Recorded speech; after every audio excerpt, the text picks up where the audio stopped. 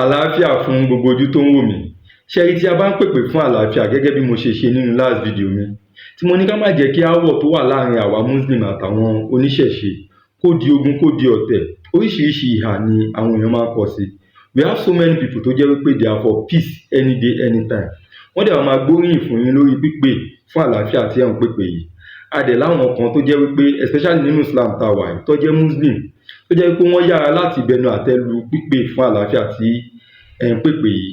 Ẹ máa gbọ́ ní ọ̀pọ̀lọpọ̀ ìgbà tí wọ́n máa sọ wípé ẹ má dá wọn lóhùn jàre, àwọn eléyìí àwọn mùsùlùmí ọlọ́bẹ̀ yọ̀ ni wọ́n, kí lẹ expect látẹnu wọn. In fact tí wọ́n máa ń sọ yìí ó máa ń dá wọn lójú débi wípé wọ́n máa jẹ̀ràn ìwà àti ṣe sí àwọn ọmọ ìyá wa ní òkè ọya. Wọ́n á ní kí ni ṣé gbogbo nǹkan tó ń dánwò ìṣọ́lẹ̀ dánwò nílẹ̀ Haúsá ni. Wọ́n ti ẹ̀kọ́ lọ bú Muhammed lásán, wọ́n á ti sọ orí ẹ̀ kalẹ̀, àbí kó tẹ̀ wá lọ bú Allah, wọ́n á ti jù ẹ́ ní òkò pa. Ṣùgbọ́n mo láyọ̀ láti sọ fún wa